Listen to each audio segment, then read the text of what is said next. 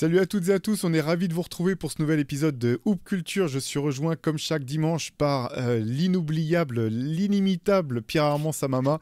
Comment ça va Pierre Armand? Inoubliable d'entrée. Le mec, on ne l'oublie Direct. jamais. C'est parce que je m'impose partout. C'est pour ça qu'on n'oublie pas. Comment ça va, Théo? Ça fait plaisir de te voir. Eh ben écoute, ça me fait très plaisir de te voir aussi, ça va très bien. On peut enfin dormir la nuit, ne pas se lever à 4 heures du matin pour regarder des fins de match qui sont déjà éclatées depuis longtemps. Euh, Voilà, vous le savez, là pour le coup c'est pas du spoil, donc les Celtics qui se sont imposés au terme de cette saison NBA qui a été malgré tout passionnante, moi j'ai trouvé en tout cas, et avec Pierre Armand voilà, on s'est proposé pour cet épisode de Culture de jeter un petit coup d'œil dans le rétroviseur et de voir un petit peu ce qu'on retiendra de cette saison 2023-2024 sur le terrain, sur les à côté, les coulisses, bref, à quoi on repensera en premier quand on repensera à cette année. Pierre, bah, déjà première question, parce que c'est vrai qu'on n'a pas eu trop l'occasion de parler des finales, on en a parlé un petit peu en off, mais pas particulièrement avec nos auditeurs. Toi, qu'est-ce que t'as pensé, qu'est-ce que t'as retenu de ces finales NBA au bout du compte? Les plus éclatés de l'histoire. Carrément, Oui, direct. bah oui, on s'est fait chier comme des rats dans ces finales. Je pense qu'on a été alors gâté par la conférence Ouest dans sa globalité, par des playoffs et des runs de playoffs qui étaient super. Des séries qui, même si elles ont été abrégé, notamment entre les Mavs et les Wolves. Mais il y avait de la tension, il y avait des enjeux, il y avait des money time et tout. Là, on s'est fait, enfin, oui, comme tu dis, en même temps, on s'est levé à 2h30. Tu avais presque envie de dire à 3h moins le quart, on pouvait aller se coucher, quoi. Il y avait même des matchs, fin de premier quart-temps, c'était mort, c'était terminé. Ouais, non. C'est... Alors, moi, on va commencer tout à l'heure, tout honneur. Immense bravo aux Boston Celtics. La confirmation qu'une équipe intelligemment est construite et sur le temps, ça fonctionne. Tout est bien pensé, tout est bien coaché, tout a été bien vu, chaque rotation, chaque sortie, chaque temps de jeu, chaque match-up, tout a été parfaitement orchestré depuis le match 1 de la saison régulière. Donc bravo à eux. Je ne suis pas le plus grand fan de Boston, mais il faut reconnaître quand une équipe est une belle équipe, comme on l'a fait l'année dernière avec les Denver Nuggets. Il y a juste deux trucs qui m'ont choqué. Je vais parler du premier. C'est une question que je vais te poser, Théo. Depuis quand le trophée Larry O'Brien est rond en dessous? J'ai cherché. Oh la colle, Ouais, la colle de ouf. depuis 2022. Voilà, ils ont D'accord. changé. C'est plus truc carré en dessous. Il est rond. Merde! J'avais Chier! jamais, j'avais jamais remarqué ce T'avais détail pas qui a son remarqué? importance. Non, j'avais pas du tout fait Eh attention à ben, ça, effectivement. je l'ai vu parce que quand on leur présente un truc rond et d'habitude qu'ils ont enfin ils ont cette espèce de plaque énorme où quand ils le soulèvent, tout le monde met la main dessus. Et là, personne l'a attrapé. Je me dis tiens, c'est bizarre. Et le gars avait un peu plus de mal à le porter que d'habitude. Et en fait, tout en dessous, c'est rond. Il y a marqué NBA Champions et sous la plaque, tu as le logo des finales. Et j'avais jamais remarqué que le trophée était devenu rond, ce qui le rend pas dégueulasse, hein, mais merde, d'où on change ça sans demander l'avis des gens, quoi. Non, mais effectivement, j'avais pas du tout vu. Je pense que c'est le moment où ils ont dû introduire les nouveaux trophées. Ouais, Tu sais, depuis ces nouveaux 2022, ouais, trophées de, c'est ça. voilà, nouveaux trophées de Le- fin de saison, hein. Ah ouais, c'est ça. J'ai regardé les photos du coup de chaque champion depuis 3 ans et je voyais Giannis en train de galérer, en train d'essayer de soulever sa plaque, son vinyle énorme là. Donc voilà, le trophée est rond. Mais bravo aux Celtics, bravo à Jalen Bronson, bravo à Jason Tatum. Ça fait quand même, c'était Jalen leur Brown. joie. Jalen Bronson aussi, on J'ai peut dit quoi? aussi, mais. Ouais, non, non, tu sais pourquoi je disais ça? Parce que dans les trucs qui m'ont retenu cette année, c'est que les initiales JB avaient bien fonctionné. Bravo à Jalen Brown. En effet, c'est surprenant au vu parce qu'on reste toujours sur la dernière impression et que sur le dernier match, Jason Tatum est quand même assez impressionnant de par sa volonté, son envie et son impact. Mais c'est pas volé, loin de là. Vraiment, là, en effet, tu as été le premier à le désigner comme ça, toi Théo, sur l'ensemble de son œuvre et sa défense de fer sur Luka Doncic en finissant de l'éteindre, même si il est arrivé pas bien fringant. On en parlera plus tard sûrement, mais voilà. Donc bravo à eux. Superbe champion depuis le début, 64 victoires. Enfin, ils ont roulé sur la ligue et il n'y a aucune contestation possible à mon sens. Je sais pas ce que tu en penses. Non, non, bah je suis tout à fait d'accord avec toi. D'ailleurs, ça sera forcément la première chose à laquelle on repensera quand on pensera à cette saison 2023-2024. C'est ce 18e titre, si je me trompe pas, des Boston Celtics, 16 ans après le dernier, l'équipe devenue mythique depuis de 2008 avec le Big Three, Kevin Garnett, Paul Pierce, Ray Allen. Voilà, mais après, voilà, je pense quand même, malgré tout, tu vois, durant cette saison, au-delà du titre, au-delà de l'équipe championne, il y a vraiment eu, ce que j'ai aimé dans cette année, c'est qu'il y a eu pas mal de surprises. Il y a eu tout au long de l'année, en fait, des éléments qui ont rythmé la saison. Et du coup, sorti de ces finales, Pierre Armand, toi, quelle est la chose, à ton avis, à laquelle tu repenseras en premier quand on t'évoquera cette saison 2023-2024? Est-ce qu'on est très original en disant qu'on a vécu la première saison de Victor Wembanyama et du gamin qui va sûrement C'est tout en haut changer de ma liste. Bah oui, voilà, ça c'est difficile de le mettre en place. En plus, nous, dans la rédaction de Rivers, on avait la chance d'avoir un envoyé spécial sur place. On avait Benjamin Moubèche qui a fait un travail exceptionnel tout au long de l'année pour nous faire vivre l'année rookie Victor. Je crois que oui, tu sais, quand ce fameux ce slogan qui était à l'époque avec les collections de LeBron, Witness, tu vois, ces trucs-là, bon, bah voilà, c'est la chance qu'on a d'avoir pu vivre en entier. On s'est tapé des matchs de merde, horrible, en voulant voir Victor, qui n'a pas en effet gagné plus de matchs. Et c'est souvent un argument qu'Antoine et Shai mettent en avant. Hein. Il n'y a pas eu plus de matchs gagnés. Mais quel impact, quelle fierté, quel bonheur de voir, surtout après 3 matchs où c'était ah bah voilà, c'est un bust, c'est machin. Bon, comme vraiment tous les haters, c'était comme un gros gâteau d'anniversaire. Victor, il a fait voilà, il a soufflé sur tout le monde. Et c'est vrai, le terme éteindre tout le monde, c'était vraiment ça. Et il a gagné, je pense, bon, il a un titre de Rookie of the Year 1000 fois mérité. Et, donc Victor, mais je sais que toi, il y en a un autre qui t'a beaucoup plu derrière de Rookie, mais évidemment Victor. Tu parles de qui, d'Anthony Bennett pour le deuxième rookie qui m'a le plus cette année ou... De MVB 2. MVJ 2. Non, mais j'ai beaucoup aimé, effectivement, juste deux mots sur Wembanyama. Ce qui était incroyable, en fait, dans cette saison rookie, je trouve, limite, c'est au moment où, normalement, les rookies se prennent le rookie wall en pleine gueule. Et là, en fait, t'as littéralement eu l'impression que d'ailleurs, c'est le moment où la plupart des experts aux États-Unis disaient bon, bah, c'est mort, Victor Wembanyama sera pas rookie de l'année. Les stats de Chet Holmgren dans une équipe qui gagne, elles sont plus impressionnantes. Et en fait, t'as l'impression que c'est le moment où Victor a dit bon, ok, maintenant j'ai vu comment ça marche, watch me now. Genre, et c'est à partir de là où t'as l'impression que il avait toutes les informations qu'il avait downloadées pendant la première partie de la saison, il s'est mis à les appliquer sur le terrain, et c'est là que sa saison allait encore plus folle. Finalement, c'est sur la fin de saison de voir comment, à la fin, il progressait des limites de match en match, comment son impact se faisait de plus en plus sentir.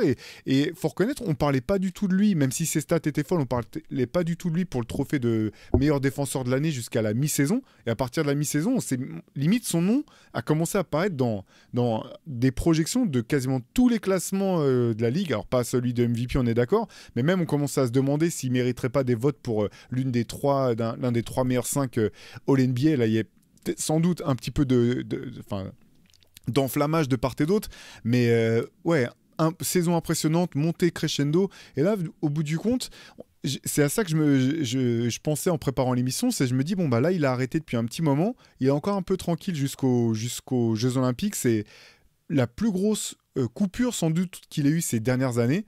Et tu sais pourtant qu'il a dû se prendre une coupure pour voilà, souffler un petit peu, se remettre la tête à l'endroit. Et tu sais qu'il est déjà en train de bosser, quoi. Et maintenant je me demande à quel point on aura sous les yeux un joueur encore plus mature la prochaine fois qu'on le verra. Donc probablement, enfin selon toute logique pour les Jeux Olympiques, quand on voit sa capacité de progression tout au long de l'année, c'est vraiment flippant, quoi. Non, mais ce qui est fou, et quand tu dis flippant, c'est le rookie wall, en fait, il a fait comme non. En fait, lui, il l'a même pas pris parce qu'il avait il a regardé au-dessus, tu vois, comme ça. Il a mis les mains et en fait, il l'a passé avec un bras. Et en fait, au match 7 ou 8 de la saison, le rookie wall, il était presque passé. D'habitude, ils l'ont au milieu, ça démarre fort. Bon, lui, on l'a pas vraiment vu. On a vu une envie complètement folle, un compétiteur. Et moi, là où je dis aux gens, watch out people, c'est que tous les joueurs NBA qui sont en vacances, les grands joueurs, parce qu'en effet, tu dis il n'était pas dans la course au MVP, mais combien, et vous l'avez dit en premier, combien d'observateurs ont dit c'est pas grave, il en aura tant et plus. C'est pas, et tu te rends compte, déjà on en est à dire c'est bon, merci de nous avoir laissé celui-là. Tu sais, c'est Duncan qui dit à LeBron merci de nous avoir laissé celui-là, les autres sont pour toi. Mais c'est qu'on n'a aucune image de lui. Depuis fin avril, on n'a aucune image. On a Jokic qui fait le con, qui danse, faut voir comment. On a Westbrook qui fait le Aldo clampin. Mation. Et voilà. Aldo Mation, j'adore. Exactement. On a Westbrook qui fait le clampin sur scène avec Kendrick Lamar hier. D'ailleurs, à LA, je sais pas, attention, hein, petite wash bomb. Attention. Si tu regardes bien sur scène, il y a DeMar DeRozan, il y a Russell Westbrook, les gars, et il manque quand même un gars sur scène à LA qui se revendique comme le gars de Los Angeles. Il n'y a pas Paul George. Hein. Paul George. Entre nous, soit dit, hein, pour faire écho à ce que vous disiez plutôt cette semaine dans le CQFR. Mais ça n'a rien à voir, évidemment. En tout cas, on voit juste que maintenant, les concerts de rap, c'est un espèce de bordel. Il y a un mec sur scène et autour, tu as à peu près toute sa famille, ces machins qui dansent n'importe comment. Mais aucune image de Victor. Ouais, je t'interromps une seconde, je reste sur son truc de Los Angeles. J'ai eu un petit pincement au cœur, la première fois de ma vie que j'ai un pincement au cœur pour Drake, parce que je me suis dit, oh non, même DeMar DeRozan, quoi, même son gars DeMar, dont on parlait la semaine dernière, je crois, pour le sketch hilarant avec Will Ferrell, et puis toutes les fois, il était au premier rang des matchs des Raptors. Quand j'ai vu DeMar DeRozan sur Not Like Us, je fais, oh non, pas DeMar, pas lui, quand même. Enfin voilà, donc aucune image de Victor, comme toujours, off-court, il y en a très peu. Mais voilà, on ne sait pas où il est, on se doute ce qu'il fait, mais on ne sait pas où il est. C'est bon, Chakom doit être ultra verrouillé, mais on ne l'a pas vu faire à Roland-Garros, on ne l'a pas vu à Monaco, au Grand Prix, on ne l'a pas vu au final, on ne l'a pas vu. Non.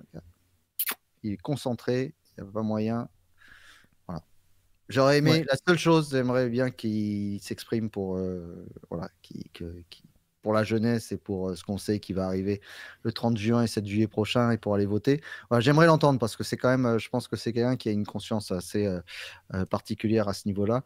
Mais il a disparu des radars. Le rookie de l'année et certainement une des plus grandes stars de la Ligue, un des visages de la Ligue, puisque avant même que la saison commence, c'était impossible de trouver au NBA Store à New York, et j'avais dépêché des potes qui allaient, de trouver un t-shirt, un maillot, rien. Ça a été sold out complètement, un peu comme Caitlin Clark en début de saison. Donc, c'est un respect sans fin pour le gosse est impressionnant.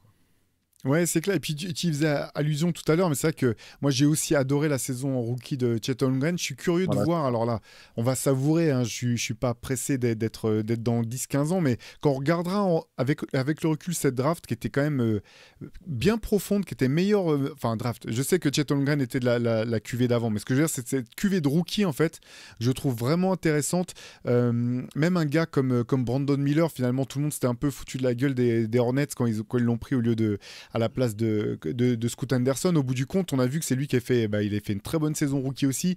Il y a plein de joueurs intéressants dans cette cuvée. Ça, c'était chouette, quoi. Vraiment, de voir tous ces jeunes qui performent sur le terrain, même les jumeaux Thompson. Alors, bon, leur saison n'a pas été forcément tout le temps ponctuée de succès collectif ni individuel, mais c'était des mecs qui étaient intéressants à suivre. Moi, j'ai bien aimé vraiment toute cette classe de rookies. Moi, finalement, tu sais, pour cette saison, l'un des trucs qui me reviendra en tête, probablement, c'est que c'est la première fois vraiment que j'ai kiffé Kyrie Irving. C'est un joueur que... En deux sur ma liste, hein. On ne sait pas à concerter. Ah bah, voilà, alors je sais que là en plus on sort après la finale, voilà, il est passé à côté de sa finale, ça je pense que c'est un secret pour personne, mais c'est vrai que c'est un joueur avec lequel j'ai eu longtemps du mal, parce que plein de talent, ça bien entendu, mais je voyais pas toujours honnêtement le rapport entre son talent et les succès de ses équipes, notamment quand il était tout seul. Alors certes, il était très jeune, hein, quand il était tout seul à Cleveland, mais il était souvent blessé, il n'y a pas beaucoup de victoires.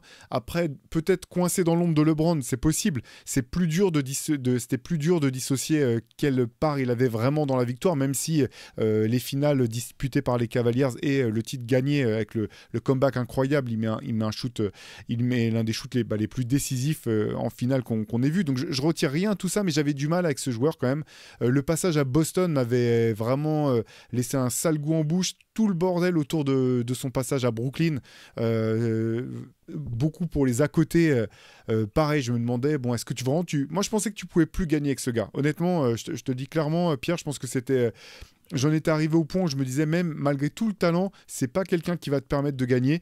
Et je me suis trompé, et je suis ravi de m'être trompé. Et j'ai adoré le Kyrie Irving qu'on a vu cette saison. J'ai adoré le Kyrie Irving qu'on a vu en playoff jusqu'à la finale, où encore une fois, là, je pense que Dallas est tombé sur trop gros. Mais j'ai aimé autant son jeu que j'ai trouvé... En fait, c'est l'une des premières fois, finalement, où j'ai trouvé que son jeu était vraiment intégré à l'ensemble d'un collectif. La synergie avec Luka Doncic, tu voyais que ça fonctionnait. C'était dans cette équipe avec Luka, qui est quand même assez casse-couille à râler sur les arbitres toutes les 2 minutes. Lui, je le trouvais toujours très tempéré, rassembleur, aller chercher les uns les autres autour de lui. Bref, j'ai beaucoup aimé son attitude, même toutes ses sorties dans la presse, j'ai trouvé que c'était intéressant. Et ça, par contre, ça a toujours été un mec intéressant. Ça, j'ai toujours reconnu ça.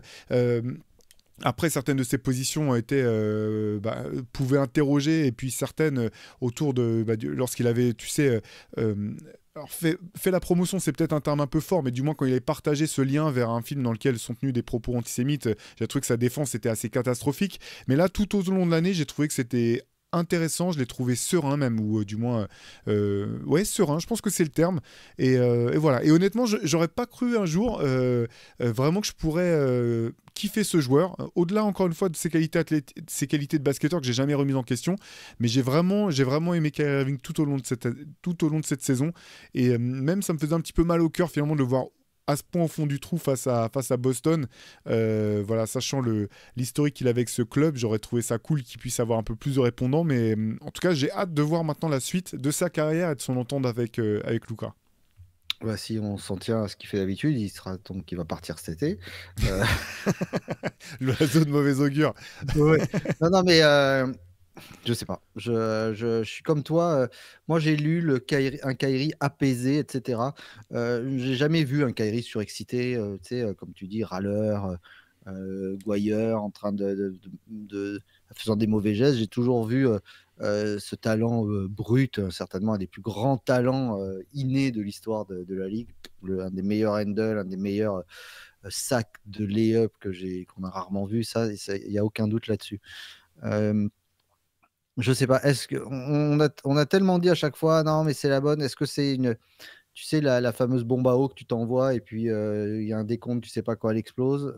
C'est quand même un des personnages les plus énigmatiques qui soit, un petit peu comme Kevin Durant. Et moi, je reste persuadé que 2 personnages énigmatiques dans la même et un teubé dans la même équipe, ça peut pas marcher. Mais je pense surtout qu'il a compris qu'il n'y avait pas moyen que ce soit son équipe à aucun moment. Et je pense que c'est là où ça va se faire. Quand il arrive à Brooklyn, l'équipe explose. Donc, il arrive en costard dans une équipe qui se reconstruit. Et quand tu allais à New York, tu allais dans n'importe quel magasin qui vendait des maillots, il y avait, et les gamins, tu avais 1000 fois plus de gamins avec des maillots de Kyrie que de Kevin Durant. Donc, dans tous les cas, c'était quand même un petit peu... Il était la tête de gondole, tu vois.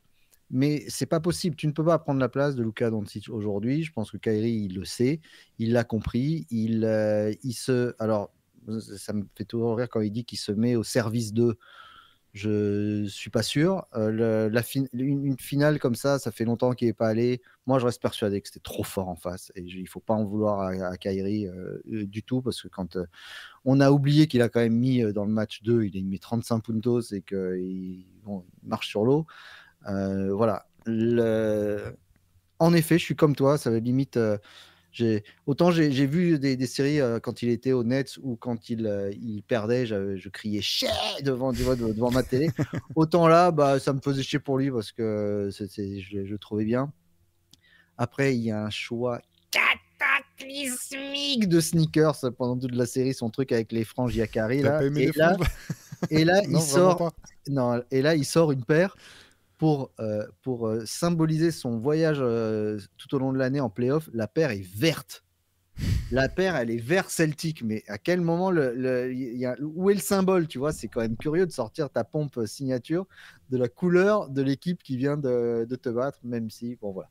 Donc, rien à dire, Kyrie est qui pour moi met le game winner le plus dingue de l'année sur Jokic, main gauche, enfin bon. Et c'est vraiment le truc, ne l'essayez pas à l'entraînement parce que vous allez prendre la honte en permanence. En plus, il est loin, mais pour moi, c'est le plus beau shoot de l'année. Et quand il l'a mis, ça m'a fait plaisir pour lui aussi. Tu vois, on sent qu'il s'éclate dans cette équipe. Il s'éclate à la Kyrie, c'est pas un gars qui sourit, qui rigole, mais on sent qu'il prend du plaisir. Et oui, c'est très agréable de le voir comme ça. Ouais, c'est clair. Juste pour finir sur Kyrie, tu as reparlé de son passage à Brooklyn et du fait que lui et KD soient des personnages énigmatiques. Effectivement, moi, c'était ça. C'est la raison pour laquelle, dès qu'ils se sont mis ensemble, je me suis dit, ça peut pas marcher. En fait, c'est les deux mecs les plus impossibles à comprendre de toute la ligue. Mais il y a un passage, à chaque fois, je suis obligé de le mentionner à chaque fois. Je sais plus si je t'en avais parlé, Pierre, ou si tu l'avais vu. C'est cette vidéo, ce live Instagram où tu as Kyrie qui est assis en tailleur dans son salon et qui parle avec KD et Kyrie qui explique à Kevin Durant que dans une vie antérieure, lui-même, Kyrie Irving, a été Kevin Durant, et la tête de l'incompréhension palpable de KD à ce moment. Mais c'est une vidéo, si vous avez un coup de mouron un jour ou qu'un de vos potes vous saoule, allez mater cette vidéo parce que tu retrouves le sourire, mais c'est instantané, quoi. Tout ce qui me fait rire, c'est que si KD avait une machine remontée dans le temps, il serait capable de partir avec un ballon pour essayer de jouer contre lui-même avant, tu vois. Tellement il est obsédé par ça, l'image de lui dans un bar en train de prendre des faux shoots, de travailler son... Ah, mais quel personnage. Bon, il manquait plus que Kawhi Leonard et on était bon au niveau des cerveaux un petit peu déconnectés. Quoique, aucun n'est déconnecté. Hein, c'est des génies chacun dans leur matière. Donc ouais, c'était cool de voir Kyrie. Moi, j'étais content. Un qui, contrairement à Kyrie, que j'aurais bien aimé voir disparaître, cette année, c'est Draymond Green qui m'a bien cassé les couilles. Et malheureusement, une des images de l'année, c'est son étranglement sur Rudy Gobert, qui, alors lui, en a pris lui aussi, mais pour d'autres raisons, plein la gueule, qui était pas. J'ai trouvé que le traitement médiatique de Rudy Gobert cette année a été encore plus garbage time que d'habitude. Entre l'histoire de se faire étrangler, il fallait voir les commentaires des gens, genre bien fait pour ta gueule, et après le fait de toute façon lui il joue à Utah, il n'est pas les débats sur encore le Covid, pas le Covid, il mérite pas 4 défenseurs de l'année, bien fait pour sa gueule, il se prend un dunk sur la tronche, et voilà, et regardez Rudy Gobert, et regarde, c'était l'enfer l'histoire de le shoot de Luka Doncic ou... Enfin, j'ai détesté, mais Draymond Green, vraiment, cette histoire d'étranglement, la gifle sur Nurkic, des déclarations dramatiques tout au long de l'année, et puis du coup, qui a entraîné la déliquescence des Warriors, et cette scène hallucinante, c'est une des images de l'année pour moi, l'expulsion de Draymond Green et Steph Curry qui en chiale sur le banc de désespoir, quoi. Et ils n'étaient pas si loin, et tu te rends compte à la fin de l'année à quoi ça se joue, parce que Draymond Green, comme par hasard, il est suspendu en finale, ils perdent, et toute la vie ce sera « Ah mais si Draymond était là », bah, cette saison c'est « Ah bah si Draymond était là, pareil, est-ce qu'ils auraient fait les playoffs ?» Et quoi qu'on en dise des playoffs sans les Warriors, c'est chiant, c'est pas les mêmes, c'est pas le même truc. Tant que Steph Curry est ce qu'il est, on a envie de le voir jouer. Et donc, Draymond nous a un petit peu gâché ça, le fait de pouvoir profiter comme on le souhaite du génie. Puis alors maintenant, en plus de dire vraiment par rapport à Jordan Poole, ouais, c'était pas terrible. Mais ta gueule. Mais ta gueule, Draymond. Jusqu'au bout, quoi. Et quand on parle pas de lui, il revient, il est là. Hé les gars, je voulais juste vous dire, il faut que j'existe, quoi. Ouais, non, ben, je partage notamment sur les Warriors. Moi aussi, j'avais noté les Warriors. Pour moi, c'est la fin des Warriors tels qu'on les a connus. Parce que, bon, il y a plein de rumeurs hein, autour de Klay Thompson ou autre, mais je Bien pense que sûr. dans tous les cas, on retrouvera plus cette équipe des Warriors. Moi aussi, je fais partie de ceux, sans doute, qui se sont leurrés un peu longtemps cette saison, à voir leurs résultats en dents de scie, à me dire, mais si, il y a encore quand même ce potentiel est toujours là. Et finalement, tu arrives en fin de saison, tu dis, bah non, en fait, il a jamais été là cette année, ce potentiel, même. Si effectivement, comme tu le dis à très juste titre, les absences répétées de Draymond Green ont fait énormément de tort à cette équipe de Golden State qui a jamais pu trouver un rythme de croisière, en fait, une espèce de, voilà, de façon de fonctionner sur laquelle capitaliser. Mais au bout du compte, en fait, je pense que malheureusement, comme souvent pour les grandes équipes, il y a un moment où tu crois qu'ils sont plus si loin que ça, et en fait, ils sont déjà très loin, quoi. Et cette année, voilà. Alors, pour autant, je pense que Stephen Curry, autour de Stephen Curry, tu peux toujours bâtir une équipe qui est performante ou du moins qui est ambitieuse. Le challenge maintenant pour Golden State, ça va être de pouvoir voir si ils vont pouvoir créer ça en peu de temps parce que malgré tout, ces années au très haut niveau, au très très haut niveau sont comptées. Et je pense que quoi qu'il arrive, on ne retrouvera plus les mêmes Warriors dans la façon de jouer simplement parce que voilà, cette époque, elle est révolue. Et ça, c'est un des trucs qui me restera en tête. Et sur la même, tu vois, dans la même ligne d'idées, je pense que ça fait plusieurs années aussi qu'on dit ouais LeBron a commencé son déclin, c'est plus tout à fait le même LeBron et puis en même temps ses équipes étaient quand même toujours vraiment performantes, ambitieuses. Là je pense qu'aussi cette année, et c'est dingue hein, de se dire que c'est au bout de 20 ans et plus simplement que tu peux te dire le mec a plus tout à fait ce qu'il faut pour qu'on puisse créer un contender autour de lui, juste autour de lui. Je pense aussi que c'est l'année où LeBron ne suffit plus en fait. Il suffit plus pour construire une équipe qui peut essayer soit de jouer le titre, soit d'aller très loin en playoff, même s'il n'était pas tout seul dans cette équipe des Lakers où finalement Anthony Davis a été exceptionnel tout au long de l'année. Mais voilà, je pense que c'est le moment. Le mec, il arrive dans la ligue en 2003, en 2024, et c'est au bout de 20 ans, 21 saisons que tu te dis, non, sa 20e saison que tu te dis, bah, ça commence à être trop juste. Donc c'est assez. Il y a tout un symbole à te dire que c'est le moment où c'est les Warriors et LeBron qui commencent à être vraiment sur le déclin, ou du moins où tu dis, bon, bah, maintenant ils sont vraiment rentrés dans une autre phase de leur parcours. Mais ça m'est jamais apparu de manière aussi flagrante que cette saison. Ouais, je comprends ce que tu veux dire sur LeBron. Après, moi, bon, on va en venir sur un autre point qui m'a beaucoup plus tanné, c'est le In-Season Tournament, hein. Moi, ça m'a, à part ma rétine, tout le reste à adorer. Bon, bah, qu'est-ce que tu veux dire? LeBron est MVP de ce truc, gagne ce In-Season Tournament, une année où bah, c'est les Lakers qui gagnent en décembre, c'est les Celtics qui gagnent en juin, tu vois, c'est C'est assez vrai. marrant. Mais et puis en plus, ils avaient trollé en disant on va faire une bannière pour ce truc-là. Bon, je pense qu'ils auraient préféré l'autre. Mais ils sont pas loin, les Lakers, cette année encore. Tu vois. Moi, je trouve que contre Denver, c'est en trompe-l'œil, encore une fois, le score. Voilà, on parlait de money time. Ils étaient. Merde, tu vois, ils ont eu l'occasion. Les Nuggets ont senti qu'ils étaient au bord de la rupture. Jamal Murray fait ce qu'il fait. Il met 2 shoots pour la gagne. Il leur donne pratiquement 2 matchs. Mais il n'était pas si loin. Et en effet, tu as raison. Le truc, c'est que c'est pas le LeBron de 2012. Putain, c'est le LeBron de 2024. Il est quand même encore au-dessus de beaucoup de monde. Il est plus dans la course au MVP. Il est même pas cité. C'est la première fois qu'il a aucune voix contre lui. Pour lui, je veux dire. Euh, mais de là, le truc, c'est s'il part en tant que free agent cette année, il va, peu importe là où vous en avez parlé, sur les pistes qui seraient possibles, Mavs, Suns et tout. Mais moi, je pense que les Lakers s'effondrent. Enfin, ils vont même pas en play-in. C'est-à-dire, si tu t'enlèves juste lui,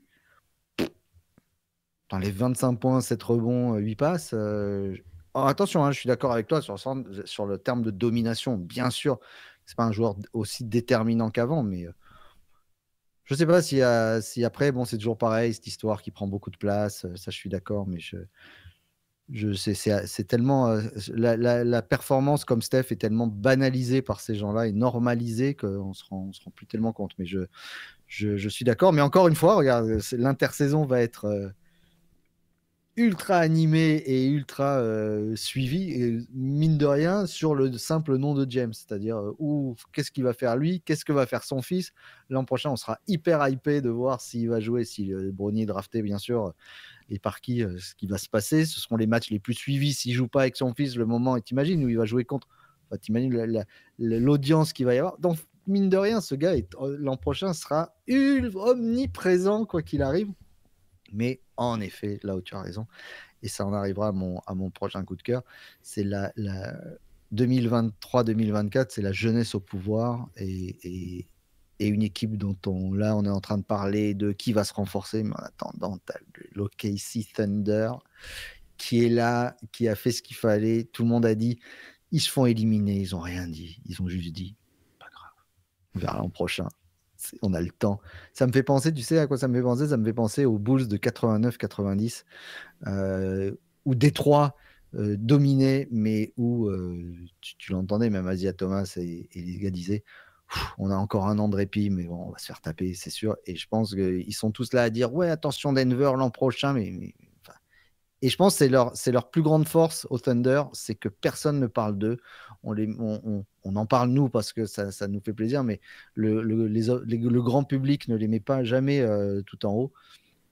Et la saison incroyable de Shea, qui est un joueur hors norme et d'une élégance rare. Et voilà, profitons de voir ça aussi. Mais la jeunesse pareil, même si elle est relative des Wolves, même si elle est relative des Mavs, tu vois. Je sais qu'il y a un joueur que toi tu adores et qui a pour moi qui est une future star de la ligue, c'est Derrick Lively, incroyable joueur. Donc la jeunesse au pouvoir, en tout cas cette année, plus que jamais, j'ai trouvé, où tu as raison, que ce soit tous ces joueurs de Paul George, de LeBron, de Steph, font leur âge, ça y est, il est temps une nouvelle page se tourne, ça j'en suis bien conscient.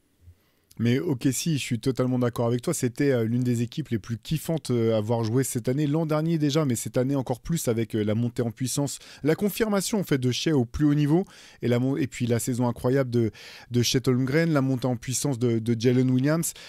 C'est intéressant parce que cette équipe du Thunder, je pense que ça sera vraiment l'air de rien, tu vois, parce que je partage ce que tu dis sur leur talent, leur potentiel, mais l'air de rien, je pense que cet été peut être déterminant, en fait, vraiment dans l'avenir de cette franchise.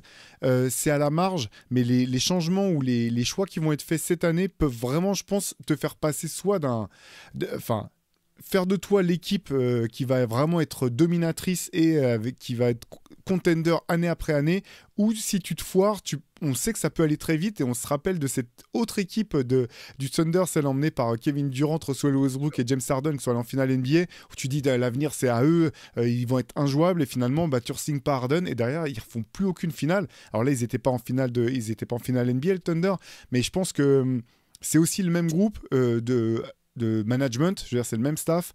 Donc je pense qu'ils ont appris aussi de ces erreurs-là, entre guillemets. Et ça va être. Moi, j'aurais vraiment un œil braqué sur la franchise pendant tout l'été, même sur les petits changements à la marge. Je pense que ça peut vraiment faire une énorme différence. En tout cas, ouais, quel kiff chez toute l'équipe. Ouais, j'adore cette équipe. Une osmose, une absence d'ego particulier. J'aurais bien aimé voir Steven Adams dans cette équipe-là, tu vois, Mais pour oui, mais chapeauter, oui. ça aurait été Mais oui. à côté de Chet Holmgren, ouais, ça aurait été parfait. Non, mais et puis on parlait de jeunesse, on parle de celle de l'Ouest beaucoup, mais même les Pacers, même Tyrese Haliburton, ça a été quand même l'éclosion d'autres talents, d'autres visages. Cette année, on était ultra hypé qu'on allait avoir un nouveau champion avec des nouvelles têtes, un nouveau MVP des finales, tu vois. Même si Tatum et Brand sont plus tout jeunes, même s'ils le sont encore. En tout cas, on avait, voilà, c'était vraiment, ça y est, c'est une nouvelle génération qui arrive, donc c'était top. Et c'est pour ça, quand on me dit, beaucoup de gens disent, ah ouais, mais Team USA, mais quand tu montres le visage de Team USA aujourd'hui et le starting five qui pourrait être là, bah, c'est que des gars vieillissants, quoi. C'est LeBron, c'est KD, alors attention, hein, LeBron, KD, Steph, Kawhi et on va dire Joel Embiid, c'est monstrueux. Mais c'est des gars qui sont, plus forcément. Moi, j'ai trouvé qu'ils faisaient leur âge. Même KD, cette année, je l'ai trouvé en playoff, je l'ai trouvé fatigué, quoi. Complètement, ouais. Ouais, non. Complètement d'accord avec toi, c'est clair. Il y a même le Magic aussi, dont on n'a pas parlé, mais parmi les jeunes équipes pleines de talent, Banchero, moi j'ai adoré toute sa saison. L'autre truc, moi, vraiment, qui m'a fait kiffer, j'en profite pour placer une dédicace à mon gars Guillaume Laroche et à mon pote Cédric, c'est le retour des Knicks quand même sur le devant de la scène, avec un état d'esprit pour les vieux de la vieille comme nous, là, où tu dis, ah, ça c'est l'héritage, ça c'est les Knicks que j'ai connus, quoi. Avec, c'est dur, ça joue sans ego, les uns pour les autres, avec, bon, certainement un petit peu de limite sur les rotations en fin de parcours, là, ils étaient un petit peu quand même, ils étaient rincés, mais voilà. J'ai trouvé ces Knicks enthousiasmants par la manière de jouer, par leur altruisme et puis par l'esprit de corps, en fait. Que, alors à tort ou à raison, on a longtemps attribué à cette équipe en raison de ses performances dans les années 90, que ça soit au début des années 90 ou même l'équipe qui va en finale NBA en 99, il y avait quand même ce côté-là, quoi. Et oui, c'était un kiff comme de voir le Garden vibrer comme ça, le voir vibrer en playoff, gagner des matchs. Qu'on soit fan des Knicks ou pas, c'est toujours un peu particulier, je trouve, de voir New York au top. Ah oui, oui, c'était agréable. Puis New York reste le plus gros what if de ces playoffs, dans le sens où c'était eux qui avaient le plus grand nombre de blessés. Donc on aurait aimé voir. On peut en parler des heures de savoir si avec le retour de tout le monde d'un coup, ça aurait fonctionné comme ça a fonctionné là. Mais voilà, je pense qu'il y a des gars qui ont gagné leur place dans le cœur de New York et on sait que c'est pas facile. Les Josh Hart, les Dante DiVincenzo, voilà, c'était super de voir ça. Et surtout, un des joueurs les plus hallucinants comme quoi, les petits gauchers comme ça avait été le cas avec Asia Thomas, mais là, on a vu Jalen Brunson qui a fait des performances qu'on n'avait pas vues depuis 1988 pratiquement. Bon, c'est alors certes un peu seul, voilà, mais je suis pas, ça m'aurait bien emmerdé de voir ces Knicks passer, tu vois, sur un coup d'éclat ou une folie du Garden sur match 7 contre les Pacers et se faire désosser par Boston en finale de conf sans Brunson, sans personne. Donc, dans l'absolu, c'est sûr qu'ils ont passé qu'un tour de playoff, donc bon, c'est dommage, mais voilà. Est-ce que l'avenir leur appartient? Je sais pas. Mais en tout cas, ils nous ont bien, bien fait kiffer. Et puis, en plus, ce qui était génial, c'est voir le Garden Playoff Game 7 tous les dimanches à 19h ou 20h heure française. Boah, ça n'a pas de prix, ça. Je sais pas si tu as vu cette petite vidéo de Josh Hart qui expliquait son rôle au Knicks. Tu vois, il disait, moi, mon rôle au Knicks, c'est simple, c'est de courir dans tous les sens et de foutre le bordel. En fait, j'ai trouvé que c'était. Voilà, c'est un joueur qui a compris son rôle dans son équipe. C'est une équipe dans laquelle tout le monde a compris son rôle, tout le monde le respecte. Et ouais, c'était kiffant de voir New York. Ouais, c'était chouette, ouais. Ouais, ouais. Moi, dans les trucs de cette année, on va dire ça a été une année de grosses perfs individuelles, gros cartons. Il y a eu le score de Luka, il y a eu le score de Joel Embiid, il y a eu celui de Giannis aussi, qui met ses 64 points et qui dépasse donc le même jour Karim Abdul-Jabbar comme meilleur scoreur. Et certainement la scène la plus gênante qui a gêné la gêne elle-même, c'est cette bagarre de maternelle. Mon ballon. C'est mon ballon. Tout ça parce qu'il y a un rookie qui a mis ses premiers points à qui on a donné le ballon comme le veut la tradition. Lui, il voulait son ballon. Il part comme Asia Stewart là l'autre jour, comme un fou dans le vestiaire. On croit qu'il va y avoir une bagarre. Et j'aurais aimé voir la tête. Tu sais qu'il y a une caméra là qui filme la tête du vestiaire des Pacers quand il voit rentrer l'autre Golgoth en furie en disant c'était mon ballon. Ils ont dû le regarder en disant mec, mais où on est quoi.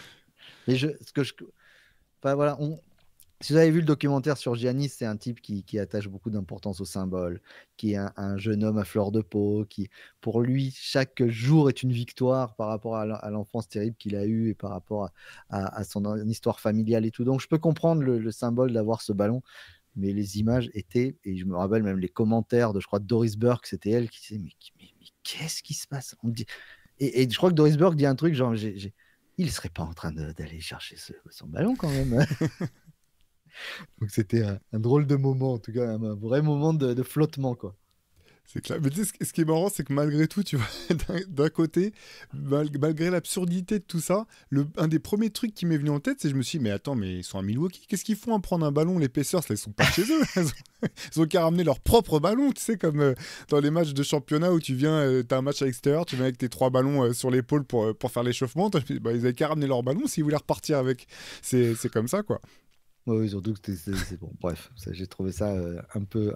Ça fait partie des bloopers de l'année, en tout cas, parce qu'il en faut à chaque fois pour qu'une année soit belle. Il faut deux, trois conneries. Ouais, allez, moi j'avais aussi pour cette année bah, l'ascension fulgurante d'Anthony Edwards. Alors ça s'est mal terminé entre guillemets la dernière série face à Dallas. Là aussi, je pense qu'il a tapé dans le mur. Il a fini par taper dans le mur, mais voilà, les performances d'Anthony Edwards pendant ces playoffs, les face-à-face avec Kevin Durant où il se chauffe et puis il se répond de panier pour panier. Enfin, vraiment c'est l'année, je pense, où parce qu'on voyait, on savait que le talent était là, on savait qu'athlétiquement c'était un truc de dingue, et t'as l'impression que finalement il a fini d'imbriquer toutes les pièces du puzzle, il a fini de tout imbriquer cette année. Ça commence par la défense parce que c'était voilà, un des aspects sur lesquels on avait parlé à plusieurs reprises avec Shai et Antoine dans les CQFR, à se dire ouais mais s'il veut passer un cap, ça passe par là. Et là, moi j'ai beaucoup aimé le voir prendre ce challenge, même si ça n'a pas été payant contre Dallas. Il a vu que défendre sur Kyrie Irving, c'était pas aussi simple et aussi cool que ça pouvait en avoir l'air. Mais ça m'a vraiment plu, quoi. Son attitude, cette espèce de sourire, même après les défaites, à dire on reviendra au match 5 avec le sourire. Et puis. Et en fait, cette espèce aussi de fraîcheur, quoi, tu sais, où il dit au journaliste, il dit, mais qu'est-ce que vous voulez que je dise? Bien sûr, je crois qu'on va revenir au prochain match, c'est comme ça, quoi. Mm. Et, mais sans que ça soit non plus dans une espèce d'un côté un peu bravade, tu vois. Je trouvais en fait, j'ai trouvé que sa manière de faire du trash talking, elle était au bon endroit sur la ligne. Tu vois, c'est les aspects du trash talking que j'aime bien, parce que j'aime bien ça. Ça fait partie du sport, mais sans passer une ligne et sans non plus que tu puisses euh, croire que c'est autre chose que juste voilà, on parle pendant un match. Tu sais, je repense à il y avait eu un match pendant la saison entre lui et entre les Warriors et les Wolves où il va au panier puis il y a Draymond qui revient qui lui met un espèce de coup de machette sur les bras pour faire faute, mais une faute hyper dure. C'est un match de saison régulière, quoi. Et t'as Anthony Edwards qui se retourne vers lui qui dit mais mec, qu'est-ce que tu fais, quoi. Et t'as tout de suite Draymond qui monte le ton et qui fait ouais, qu'est-ce que tu vas faire, qu'est-ce que tu vas faire, hein, qu'est-ce que tu vas faire.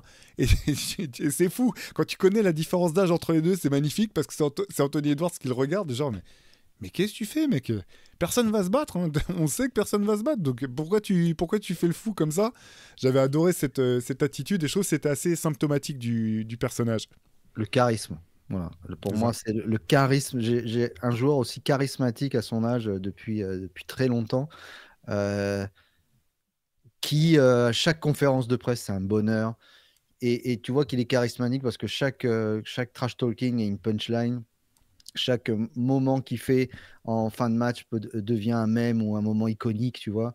Bon, il a les deux plus grosses actions de l'année. Il a un des dunks les plus fous qu'on ait vu. On l'a vu sous tous les angles, incroyable. Et le plus beau compte de l'année également. Donc, il avait gagné ces deux awards-là, ce qui n'est pas donné à tout le monde. Donc, un joueur ultra spectaculaire qui plaît à tout le monde. Euh, on a l'impression que rien lui, ce sourire carnassier. Bon, on l'a beaucoup comparé en disant que c'était le fils d'eux, mais on va pas dire le mot parce que sinon, rebelote, on va nous dire on parlait que de lui. Mais, mais voilà, vraiment un charisme comme j'ai rarement vu. Et je fais une petite parenthèse, il y a eu, je t'ai envoyé, on s'est envoyé dans la semaine cette vidéo pleine de mauvaise foi, on est d'accord, de Jason Tatum qui essaye d'avoir son moment iconique à la fin de la finale, le moment dont on va se rappeler, comme Kobe qui monte sur la table en écartant les bras, qui fait sa fameuse photo dans le vestiaire, comme Kevin Garnett qui crie Anything's possible. Il essaye tout le long avec son fils, pas son fils, de crier What they gonna say now et machin, et de monter sur la table. Il est bon, voilà, et c'est le charisme, il est là. Ça n'enlève rien au talent, mais quand les gens disent moi j'arrive pas avec Tatum, c'est juste que il a pas ce charisme là, cette étincelle qui fait que Anthony Edwards il est fascinant. C'est-à-dire quand il est sur le terrain, il prend la lumière alors qu'il est pas très grand, mais il est athlétique et je pense qu'il nous rappelle beaucoup les joueurs des années 90 pour ça. Cette faculté à alterner le tir de loin, le mid-range, attaquer le cercle et tout, et puis et puis un comportement exemplaire, c'est-à-dire dans la victoire, dans la défaite, rien dire, pourtant il prend des fautes incroyables, jamais rien dire sur ses coéquipiers, toujours être là. Ouais, l'avènement pour moi, cette année, l'avènement d'une superstar, vraiment. Ouais, carrément, parce que même en conférence de presse, tu sais, il y a des moments où il dit des choses vraies et des vraies critiques à ses coéquipiers, mais ça passe, tu sais, comme il y en a une notamment pendant les playoffs où il se retourne vers Karl Anthony Towns et il lui dit mais qu'est-ce que je t'avais dit à propos des fautes là? C'est un énième match où Karl Anthony Towns prend 4 fautes en 3 minutes là. Et en fait, c'est marrant parce que tu sens que Karl Anthony Towns le prend pas mal. Pourtant, tu pourrais dire bah, il se fait afficher devant les journalistes, tu vois. Et ça passe en fait. Ça passe parce que je pense que tous ces discours-là, ils doivent être aussi faits en coulisses avec tact. Je pense qu'au sein de l'équipe, tout le monde a compris que c'était quand même lui le meilleur. Donc là aussi, en termes d'ego et de hiérarchie d'équipe, je pense que les choses sont plus claires que par le passé. Et c'était cool de voir ces Wolves. Honnêtement, Ouais, très cool. c'était vraiment une belle équipe. Voilà, qui est tombé face à un joueur trop fort, je pense, en Luka Doncic, et puis même une paire trop forte, hein, parce que Kyrie a été très bon aussi dans cette demi-finale, dans cette finale de conférence. Mais c'était cool, et c'est pas si souvent que ça qu'on a pu dire que c'était cool de voir les Wolves. Franchement, les dernières fois, c'était sans doute Kevin Garnett, l'année où ils vont en finale de conférence, justement, avec Sam Cassell, Latrell Sprewell et compagnie. Il y a eu des équipes sympas avec Kevin Love et Ricky Rubio, notamment, mais derrière, c'est quand même une franchise qui a tout le temps été dans le dur. Donc ouais, c'était cool ça. C'est vraiment un des aspects hyper sympas de la saison. Tout était cool, le maillot était ultra cool, ce maillot blanc rétro. Ben, il y en a un qui est meilleur sixième homme, un qui est meilleur défenseur, un qui est meilleur sportsmanship award. Ça tourne bien, c'était chouette, c'était beau à regarder. Et puis surtout, il lance dans ces playoffs qui ont été pour moi, où la défense, pour une des rares fois depuis des années, a été le centre de tout, à l'ouest en tout cas, hein, je parle à l'ouest. C'était je sais plus quelle série, bah, la série contre Phoenix, où je n'avais pas vu une défense pareille. Et je me rappelle même toi, en CQFR, tu disais, mais attends, mais ils ont défendu. Alors, soit les arbitres sifflent plus, et c'est là où j'avais trouvé ça génial, parce qu'on se dit, oh putain, les arbitres sifflent moins. Et là, tu as vu des défenses. Et pourtant, on avait été les premiers, je me rappelle, dans les pareils avec Shai, tout ça, à dire, s'il y a une équipe qui peut les emmerder, c'est les Suns. Bon, ils les ont ruinés. Et Bah, ce ça, je run m'étais de playoff. complètement gouré. Par contre, il est une superstar, il va être attendu partout. On va voir maintenant ce que ça donne. Et j'ai surtout hâte de voir son statut au sein de Team USA, parce que je pense honnêtement que si les choses se font comme elles doivent se faire naturellement, c'est lui qui aura les ballons soit en fin de match, soit quand ça va chauffer, il va y avoir besoin de tempo. Voilà. Donc j'ai vraiment hâte de voir, parce que la dernière Coupe du Monde, ça avait été lui le patron. Là, j'ai hâte de voir comment il va s'imposer au milieu de toutes ces légendes-là. Ouais, ou s'il parce qu'en fait, tu vois, dans le jeu, alors bien sûr, on parle beaucoup de Jordan parce qu'il y a un aspect physique. Moi, finalement, il me fait beaucoup penser à Dwayne Wade bah voilà, pas une très grande taille, mais athlétique comme c'est pas permis, avec un jeu en évolution. Et on se rappelle qu'avec Team USA, bah, c'est Dwayne Wade qui avait accepté de sortir du banc et qui avait pris ça à bras le corps au bout du compte, notamment en étant un défenseur incroyable, en volant tout un paquet de ballons. Et je suis curieux de voir, effectivement, comme toi, quel sera son rôle dans Team USA pour Anthony Edwards et comment se passera la répartition des rôles. Ah ouais, c'est sûr. Moi, j'avais un autre élément important, je vais le mettre en doute parce qu'effectivement, on va retenir de cette saison la hype monstrueuse, parfois démesurée autour de Caitlin Clark dans le basket féminin, elle qui n'a pas été retenue de manière assez logique, je pense, avec Team USA chez les filles. Mais au-delà de Caitlin Clark et du phénomène qui est autour d'elle, moi je retiens quand même l'intérêt pour le basket féminin symbolisé par les performances en termes d'audience des finales NCAA. La première fois que la finale NCAA féminine battait même à plat de couture la finale de la March Madness chez les garçons. Là, l'intérêt qui est palpable autour de la WNBA, et je pense qu'il ne faut pas parler que de Caitlin Clark. Je ne suis pas le plus grand spécialiste de basket féminin, c'est plutôt Shai chez nous qui est vraiment l'expert en la matière, mais moi ce que j'adore en fait dans ce qui se passe aujourd'hui en WNBA particulièrement, en fait, c'est cette classe de jeunes joueuses, celles qui sont rookies cette année, d'autres à venir comme Juju Watkins ou d'autres, ou Paige Bakers de UConn. C'est la maturité en fait de ces jeunes athlètes, leur charisme, leur personnalité. Je trouve qu'elles ont toutes des personnalités différentes, que ce soit Cameron Brinks qui vient de se blesser gravement au genou ou Angel Reese, c'est pas du tout les mêmes personnages, mais par contre il y a vraiment une personnalité forte. Je trouve qu'elles s'expriment bien et elles arrivent au moment parfait, au moment où il y a les réseaux sociaux qui jouent à plein régime, où il y a un intérêt accru encore grâce à Caitlin Clark et à ses performances. Et je pense que tout est en place vraiment pour qu'il y ait un effet durable sur l'intérêt autour du basket féminin. Je pense que c'est vraiment un des éléments clés de cette année, ou du moins une des choses que je retiendrai à coup sûr. Ah, mais c'est certain. Alors, Cameron Brink, la pauvre qui se pète le genou à quelques semaines des JO où Ouais. elle aurait pu aller. Euh, il y a ce qui est symptomatique dans cette histoire, c'est qu'on en est, tu vois, je trouve que c'est alors, attention, quand je dis c'est formidable, non, c'est horrible qu'elle se soit fait mal, mais le simple fait qu'on ait parlé du fait qu'une joueuse de WNBA s'est fait une rupture des ligaments rookie, enfin, c'est totalement inédit, tu vois. Et ça, je trouve ça. Alors, après, il y a un truc qui me gêne en ce moment, et Shai qui est spécialiste, c'est que le traitement de la WNBA en ce moment est beaucoup tourné autour de bagarres. Il y a beaucoup d'images de bagarres, de mauvais gestes, de là, c'était limite, il fallait aller à la Cour suprême pour la faute d'Angel Reese sur Caitlin Clark, qui, elle, alors chaque match, la pauvre, passe 1 heure à dire non, mais c'est bon, je vais bien, ça va. Et chaque match, elle est là justifiée en disant ça va, c'est bon. Elle est scrutée. J'aimerais vraiment. C'est la saison rookie de Caitlin Clark en WNBA. Faut avoir les épaules parce que, ok, il y a les réseaux sociaux. Elles sont ces jeunes filles qui sont rompues à l'usage de ça. Angel Reese, par exemple, elle les utilise. Enfin, tu vois, elle se crée un personnage de Rodman totalement survitaminé. Moi, j'adore ce personnage aussi. Quand tu vois tu sais, leur arrivée tous les jours à ces joueuses dans les tunnels où elles arrivent, elles sont. Enfin, c'est des lionnes, quoi. Tu les vois, même Kelsey Plum, tout ça, tu les vois, elles arrivent sûres d'elles. Alors qu'avant, tu avais l'impression que c'était des jeunes femmes qui arrivaient, limite, elles s'excusaient, tu sais, elles voyaient le photographe, le truc qui était là. Là, maintenant, elles s'arrêtent, elles posent, prennent mon téléphone, elles font des. Je trouve que c'est génial.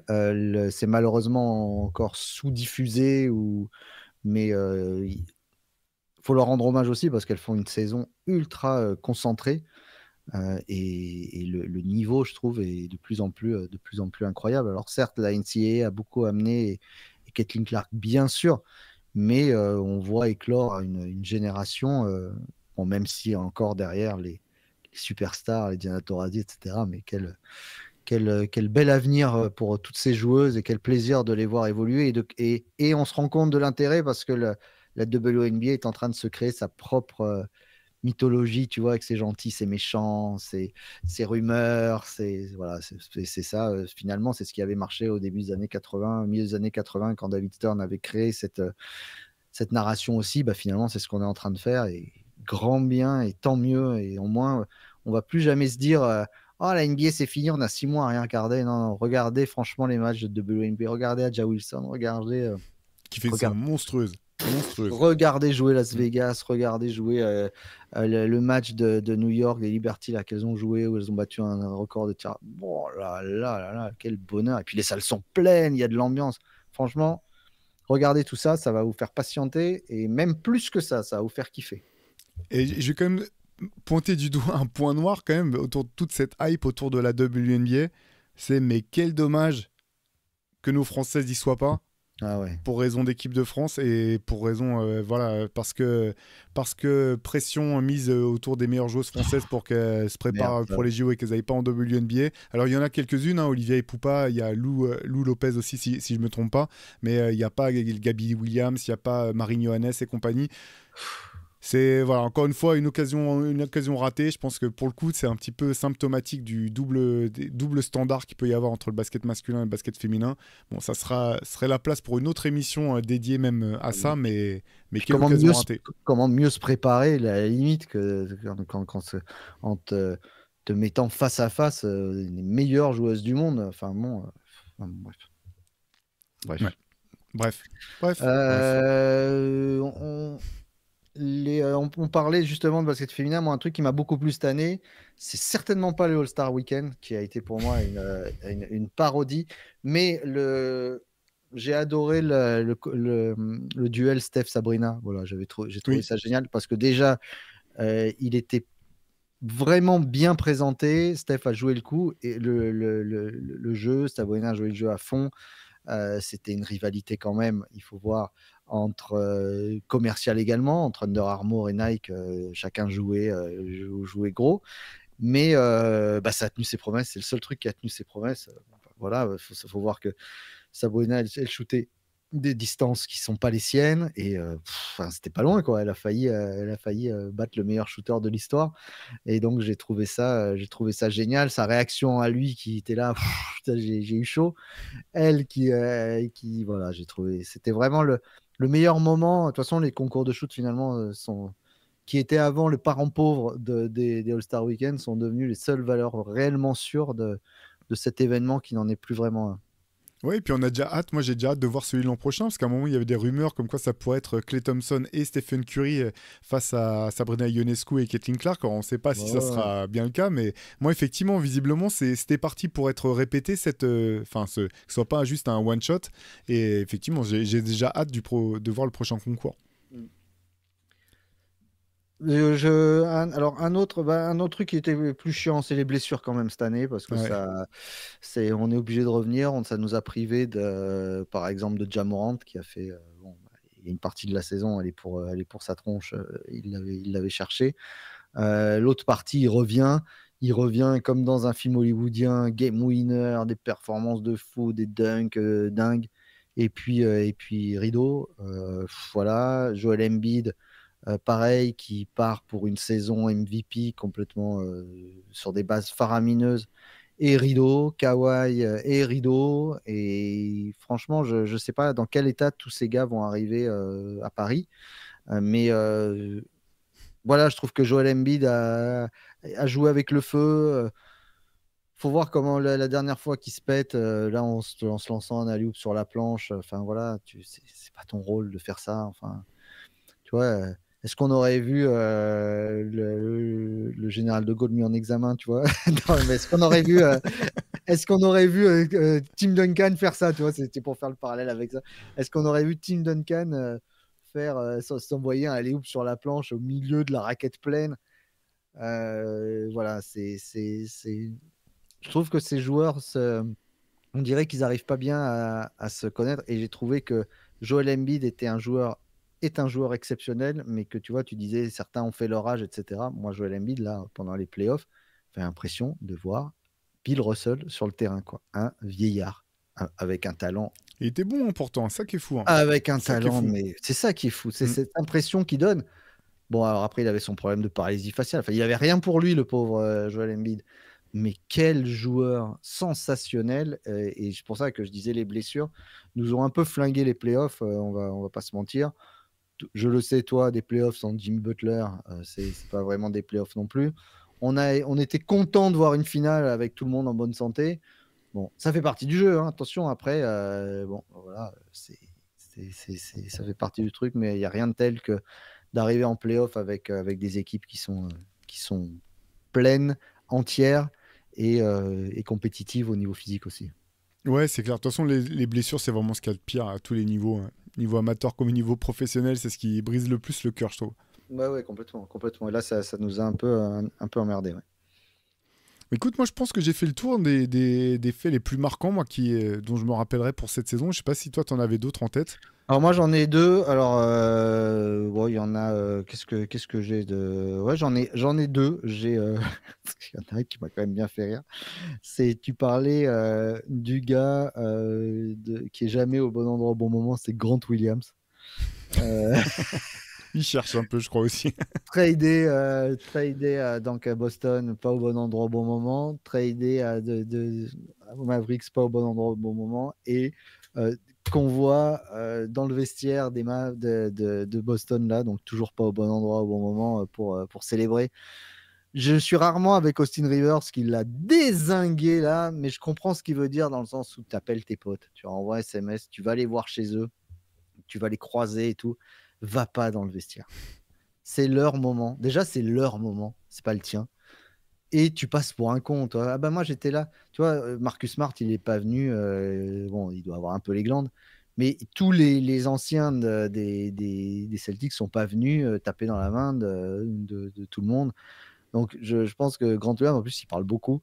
Donc voilà, j'ai un peu de peine pour lui quand même. Et puis, je pense que on peut pas clore cette saison sans parler de Luka Doncic qui a été aussi brillant qu'agaçant dans ces finales. Je trouve qu'il a été. Alors beaucoup de gens ont dit c'est calmé. Moi, j'ai pas vu un gars apaisé du tout. J'ai vu un gars tout le temps râler. Je sais pas si tu as vu cette photo. Il disait la statue de Luka à Dallas, elle sera comme ça. Tu vois, à gueuler sur un arbitre, tout le temps à gueuler, tout le temps à tomber par terre, à râler après l'arbitre.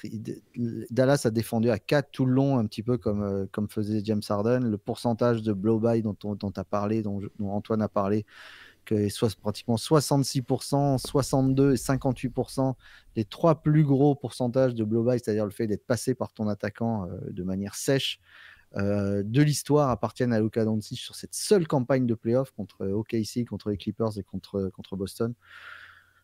Je sais pas, j'ai trouvé un personnage qui atteint ses limites, qui devient antipathique et une caricature de lui-même, un génie absolu. J'ai un maillot de lui dont je me défais jamais, tu vois.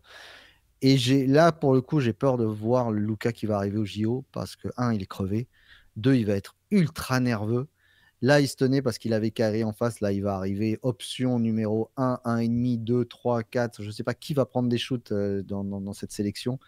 Il va être, je pense qu'il va être comme un fou auprès de l'arbitrage. Donc, je ne sais pas quel Luka on va voir, mais ça risque de pas être très, très joli à Paris. Je ne sais pas ce que tu en penses. En tout cas, ça n'enlève rien à sa saison et à une campagne de playoff folle. Mais pour la première fois, j'ai trouvé qu'il y avait des critiques qui s'élevaient et les compilations de sa défense font mal. Et je trouve que c'est la première fois qu'on en parle comme d'un joueur presque, alors on n'en est pas là, mais presque unidimensionnel, c'est-à-dire qu'il n'a d'intérêt que d'un côté du terrain et qui peut même être vu parfois comme un handicap. C'est la première fois que des gens, la parole se libère à ce niveau-là. On en est loin encore, hein, Luka, handicap, putain, merci bien, je préfère l'avoir avec moi contre moi. Mais c'est vrai qu'il a eu une attitude qui, moi, m'agace parce que j'étais à fond pour ça et qu'à la fin, je disais, bon, bah, tu sais quoi, les 6 fautes, tout ce qui s'est passé là, ce conflit, il est en conflit permanent et je pense qu'à bout d'un moment, ça va. Il va lui-même, je comprends pas qu'il se lasse pas lui-même. Alors c'est peut-être sa manière d'être, mais. Ouais, bah, de toute façon, sur l'attitude, je te comprends. Après, les gens qui pensent que Luka est un boulet, je pense qu'ils se trompent un petit peu. Hein, bien sûr qu'ils se trompent, c'est bien ce que je dis. Le mec qui finit meilleur marqueur, passeur, rebondeur, je sais plus, j'ai plus de tous les playoffs. Catégories statistiques. Voilà. C'est Dallas, tu l'enlèves ou tu le retires de Dallas, t'as une équipe qui joue la loterie ou qui va en finale NBA. Donc, par contre, sur l'attitude, oui, je te rejoins. Je pense qu'aussi, il y a énormément de fatigue. Il y a un mec qui est blessé.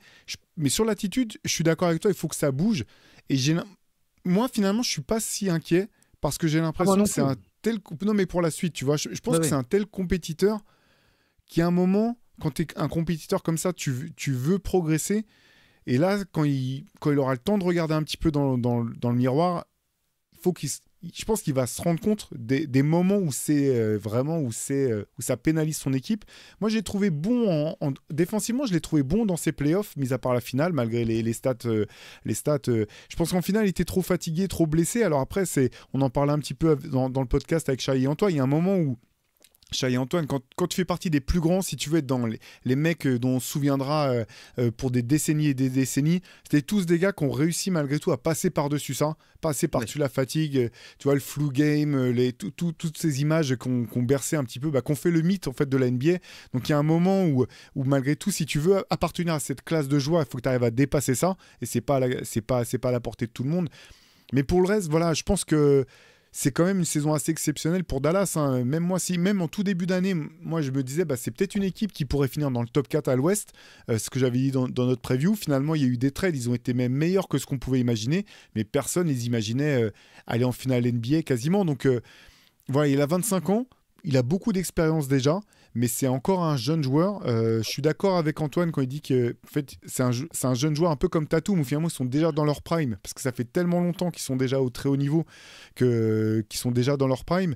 Mais ces ajustements, je pense que Luka en est capable, et je pense que si c'est le compétiteur que je pense qu'il est, il saura les faire. Alors, je ne garantis pas que ça va être Oui. 82 matchs comment dire, de bisounours, mais qu'au moins dans les moments importants, il réalisera. Et on l'a vu par moments, en fait. Quand même, dans ces playoffs, par moments, j'ai senti les moments où il arrivait à passer un peu au-delà. Je sais plus, je me mélange un peu les séries. Je crois que c'est face aux Wolves, là où clairement, il s'était fait pourrir un match, et le match d'après, il était plus, tu sais, que son espèce de sourire carnassier, où tu sens qu'il te traite de connard quand même. Mais il le Oui, fait oui, avec un oui. sourire au lieu de mettre les mots dans sa bouche. Et en fait, la défense, elle est énorme. Elle est énorme pour lui, son rendement. Elle est énorme sur la manière dont le flow du match, le relationnel avec les coéquipiers, c'est une différence qui est énorme. Et effectivement, il faut qu'il fasse ce pas en avant. Je te rejoins complètement là-dessus, Pierre.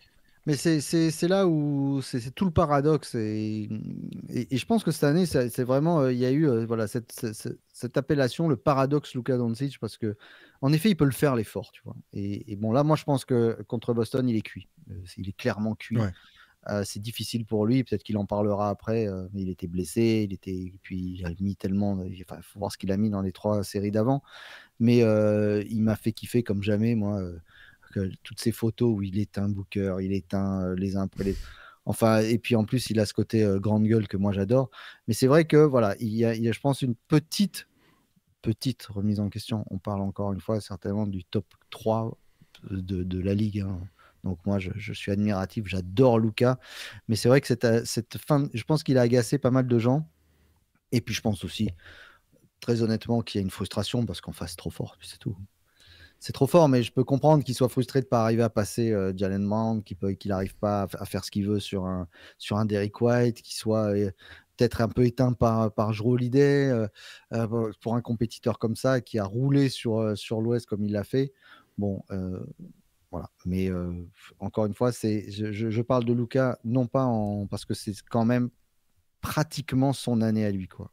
C'est celui qui est performant de A à Z, de A à Y et demi, on va dire. Et C'est ça. voilà, mais enfin, voilà. C'est un petit peu comme pour Victor, c'est toujours pareil avec Lucas, c'est vivement la suite, quoi.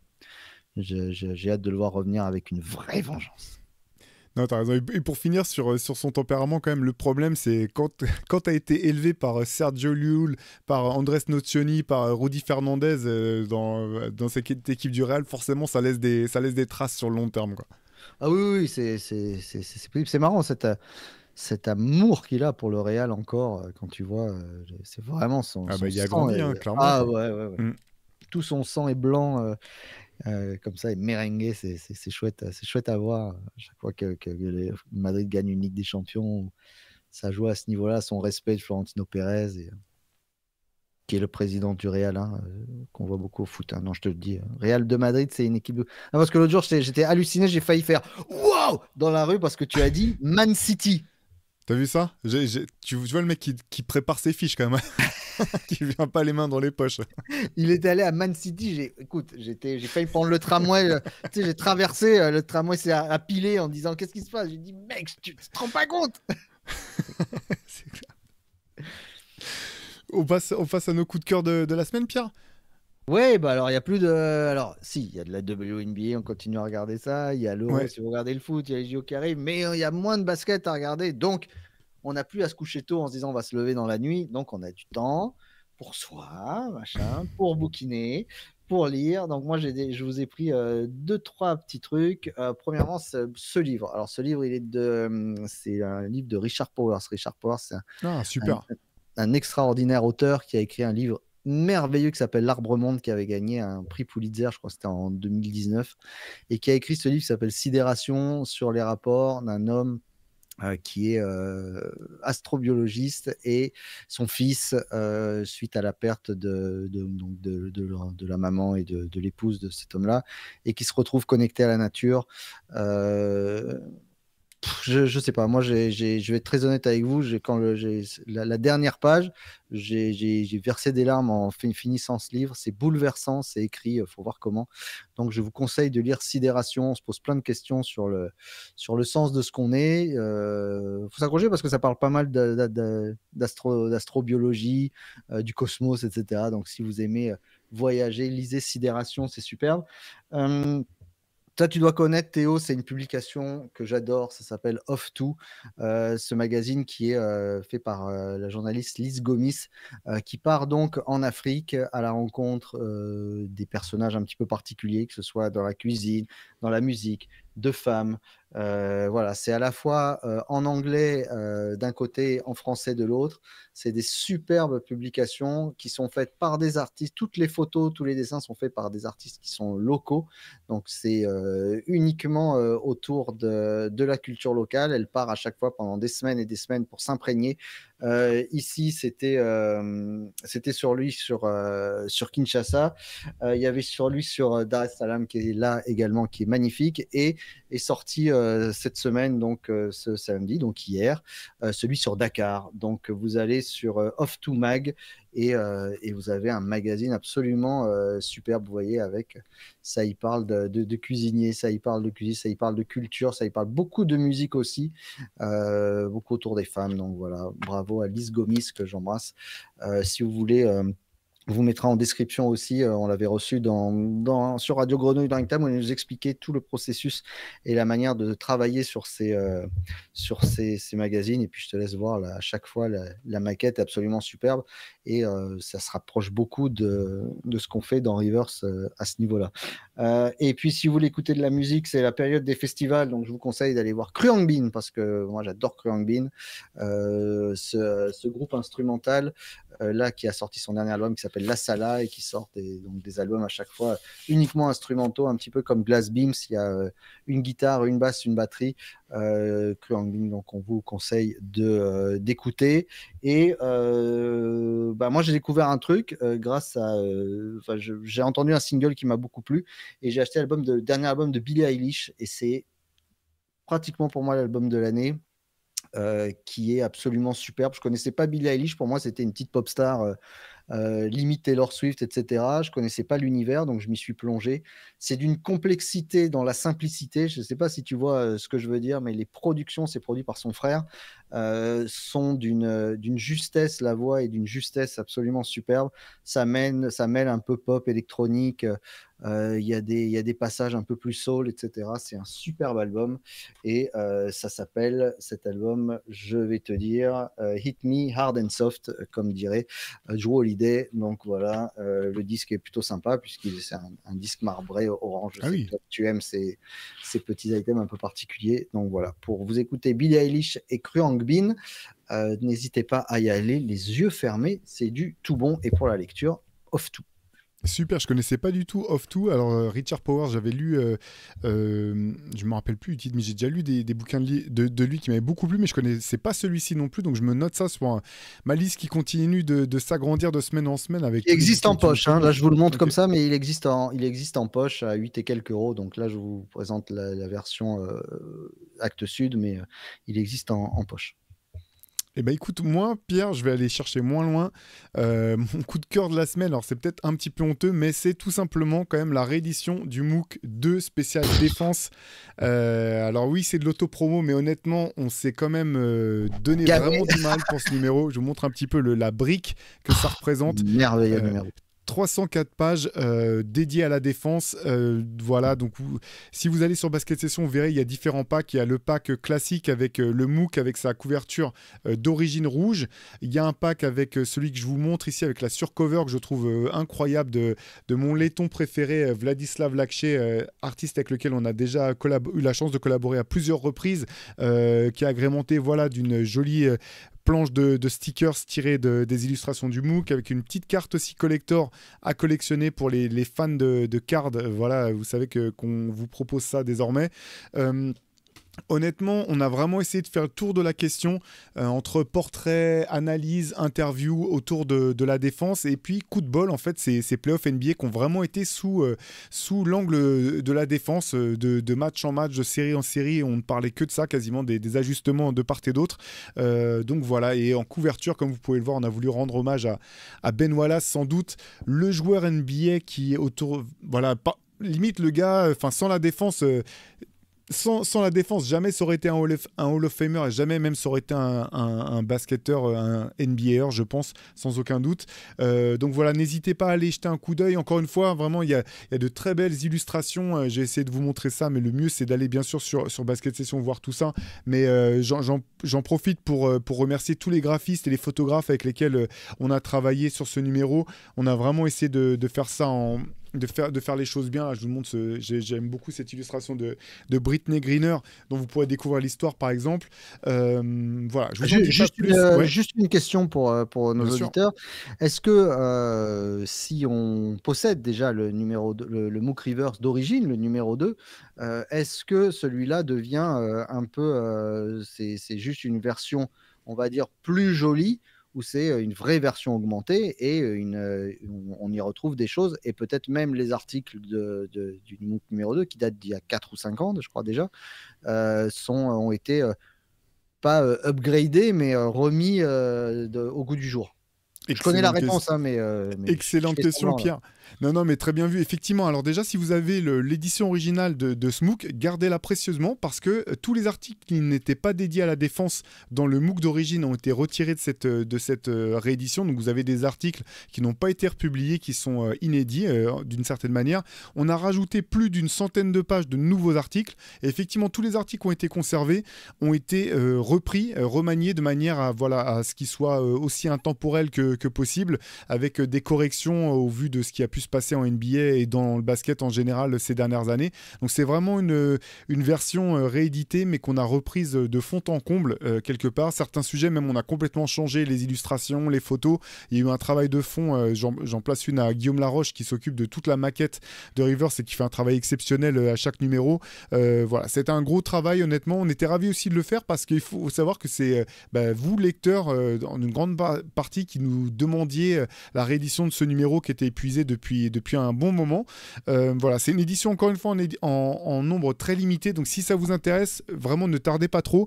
Je vous encourage à aller sur basketsession.com. Comme vous le savez, on n'est pas disponible ni en Fnac, ni sur Amazon, ni nulle part ailleurs que sur notre propre site et notre propre shop. Donc allez jeter un coup d'œil à tout ça.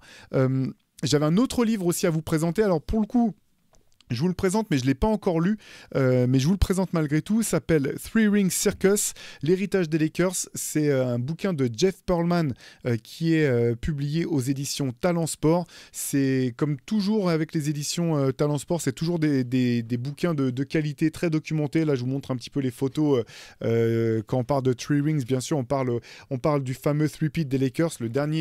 La dernière fois qu'une équipe a réussi l'exploit de gagner 3 titres de suite, c'était cette grande équipe. L'héritage de Shaquille O'Neal, Kobe Bryant. Voilà, encore une fois, je ne l'ai pas lu, j'hésiterai pas à revenir vers vous refaire un petit compte rendu une fois que j'aurai eu l'occasion de me plonger dedans. Mais ça, voilà, c'est un des livres qui va être sur le haut de ma pile pour les vacances, ou du moins pour les semaines à venir, pour me replonger dans toute cette époque mémorable et historique à bien des égards. C'est sympa parce que souvent dans ces éditions françaises comme ça, on a toujours des titres qui sont très, très français. Tu sais, ces mauvaises traductions. Jordan Rule, c'est la loi du plus fort. Donc là, on a Three Ring Circus. Au moins, on a un vrai titre qui parle à tout le monde. Il aurait pu s'appeler Shit Show, ce truc. Je pense que c'est un peu là où il voulait en venir. Ouais. Clairement. Je te propose qu'on passe aux reliques de la semaine, Pierre. Allez. Vas-y, je me lance. C'est un anniversaire, alors voilà, pour les fans de hip-hop et de rap new-yorkais comme moi, ou enfin pas que new-yorkais d'ailleurs, mais ceux qui ont été marqués en tout cas par le hip-hop des années 90, il y a plein d'anniversaires depuis 2 ans, là, parce que 93, 94 et puis bientôt 95, c'était des années un peu mythiques. Et donc voilà, 30 ans de cet album fantastique que j'adore et dont on parle assez peu finalement, je trouve, quand on parle de la grande époque du rap new-yorkais. C'est le premier album des Beatnuts. Alors, vous voyez le petit autocollant Street Level qui est sur la photo, donc on l'appelle souvent Street Level, mais en fait l'album s'appelle Beatnuts, tout simplement The Beatnuts. Simplement, c'était un hasard. Le sticker, c'était sur le mur quand la photo a été prise. J'adore cet album. C'est un disque à extrêmement bien vieilli. Je trouve au bout du compte que les Beatnuts, qui se passeront jamais pour les meilleurs lyricistes du monde, sont par contre l'un des meilleurs groupes de tous les temps et sous-cotés à cet égard en termes de qualité de musique. Voilà, au même titre que ça ferait l'objet d'un autre podcast complet, Pierre, mais au même titre que M.O.P., c'est des groupes finalement qu'on considère pas comme faisant forcément partie de la crème. Pour moi, c'est toujours un immense plaisir de me replonger dans leur discographie. Donc voilà, je vous sors cet album, The Beatnuts ou The Beatnuts Street Level en fonction de comment vous le trouvez, comment vous le trouvez sur internet ou sur la toile si vous le cherchez. Album fantastique, super bien produit, et Juju et Psycholes, les deux compères, ça c'est du bonheur en barre.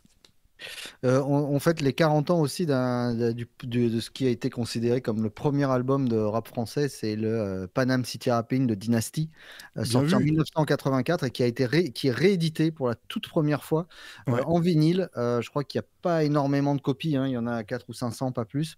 Mais voilà, donc vous pouvez vous procurer ce disque historique, c'est vraiment le cas de le dire, de Dynasty. Je me suis toujours posé la question, je n'ai pas la réponse de pourquoi on a attendu 40 ans pour rééditer ce truc en vinyle, l'édition originale.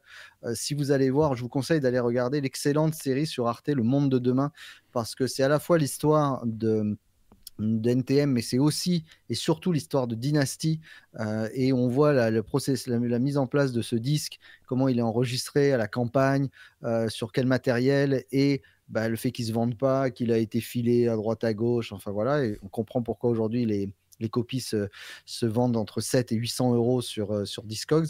Donc voilà, vous avez la possibilité de mettre, certes une réédition, c'est pas un original, mais d'avoir enfin Panam City Rapping en vinyle. Donc profitez-en. Là, moi j'ai un pote ici, il en a acheté 4 copies, comme ça il était sûr de plus jamais ne pas l'avoir en fait. Si jamais. Non, mais tu fais tout à fait bien d'en parler. Dynasty, et là aussi, ça mériterait plus qu'une émission, une série complète. C'est probablement la personne la plus importante de l'histoire du hip-hop français, dont personne ou trop peu de gens parlent. Je t'avoue que dans mes grands moments à moi de vie professionnelle, la fois où j'ai pu aller lui taper dans la main et faire une interview avec lui et lui dire à quel point ce qu'il avait pu faire, notamment à l'époque de Radio Nova avec ses émissions du Dynasty, il avait été important pour moi. C'était un grand moment d'émotion pour moi. Donc, si vous êtes parisien, je sais ou du moins en région parisienne, je sais notamment que ce disque est disponible chez le disquaire Music Avenue, qui est dans le 11e, très bon disquaire. Donc voilà, j'en profite pour vous donner cette petite info supplémentaire. Et du coup, toi, t'en as une copie de Panam City Rapping? Non, je t'avoue que non, celui-là manque encore à ma collection, mais bon, il n'est pas trop tard. Non, et justement. Tu parlais des Parisiens. J'ai cru comprendre, mon cher Théo, que l'été n'était pas forcément arrivé partout en France. Oui, je confirme. Donc, petite idée shopping en vous achetant un petit blouson aujourd'hui. Et cette fois-ci, on parle de Dynasty en 1984. Et ben moi, je te ramène à la même période, 1984-1985, avec un bomber satiné de chez Nike, tu vois. Alors, je te laisse apprécier la manière dont il se boutonne jusqu'en haut, tu vois. Très, très beau. Mais ce petit truc derrière, voilà. Waouh! Ouais, c'est la première collection textile Air Jordan, donc avec ce bomber qui était là et qui est estampillé. Donc, tu vois, l'étiquette, c'est bien Nike. Donc voilà, ils avaient promis une collection textile à l'époque, au moment où ils signent le fameux contrat qu'on voit dans le film Air avec Matt Damon et Ben Affleck. Et voilà, donc tu vois, satiné, pas starter mais Nike, avec ce fameux logo Wings derrière, noir, brillant, pas facile à sortir, mais un privilège d'exister. Attends, je vais te poser la question habituelle, mais ça, c'est le blouson d'origine, ça? Ouais. Mais comment... ça c'est pas une réédition. Ouais. Celui-là, il est d'époque. L'état est incroyable. Ouais, il est en super état. Ouais. Et je sais pas s'il y a une poche dedans, je suis pas sûr. Non, mais bon, tu vois, avec le damier intérieur comme dans tous ces blousons-là, il est en excellent état. Hein. Tu vois, le satin n'a pas bougé. Hein. Ah oui, c'est clair. Voilà. Bon. Eh ben, Another one bites the dust pour moi parce que Pierre il a encore Non, mis une gifle énorme. C'est pas vrai parce que c'est égalité parce que moi j'ai pas plus le beatnuts que tu as peut-être Ouais, ce mais blouson. bon. T'as plus de chances de mettre une main sur le beatnuts que moi de mettre une main sur ce blouson. Donc bravo à toi Pierre une fois de plus. Voilà, bah, n'hésitez pas à nous mettre en commentaire aussi s'il y a des choses, des choses évidentes qui vous ont marqué, dont vous vous souviendrez à jamais de cette saison 2023-2024. On sera ravis de lire ça, de vous répondre et de commenter à tout ça. Le Hoop Culture fait partie des choses Mais à oui, retenir comment... de cette année 2023-2024. Il faut qu'on refasse l'émission. Allez, Pierre, Pierre, j'arrête l'émission, on la réenregistre du début pour mettre les cultures tout en haut de cette liste, bien entendu. Mais effectivement, en tout cas, c'est toujours autant un plaisir de te retrouver, de vous retrouver, vous, chaque semaine. Profitez bien de cette trêve de NBA, mais ça ne s'arrête jamais, parce que maintenant, ça va être la draft. Après la draft, ça va être la free agency. Après la free agency, ça va être forcément les Jeux Olympiques. Et après, ça sera la pré-saison. Et pendant tout ce temps-là, il y a la WNBA. Donc, on a encore plein de baskets à voir et plein de choses à discuter tous ensemble. Profitez bien du week-end. On vous dit à très vite. Ciao. Salut.